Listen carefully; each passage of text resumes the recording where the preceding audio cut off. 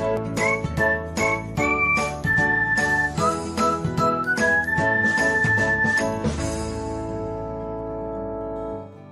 everyone, welcome back to another episode of Technologyglance.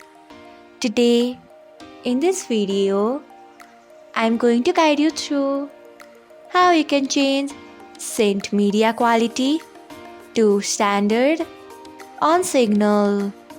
So, let's get started. Firstly, open Signal app in your device. Then tap on three dots icon. Next, tap on settings. After that, tap on data and storage. Next, you can see the option of sync media quality. Tap on it. After that, you can see the option of standard. Tap on it.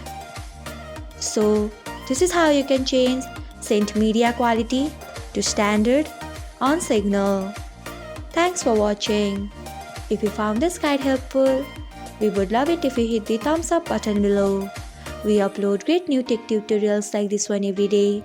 So, do not forget to subscribe to our channel and hit the bell icon so that you will never miss another update.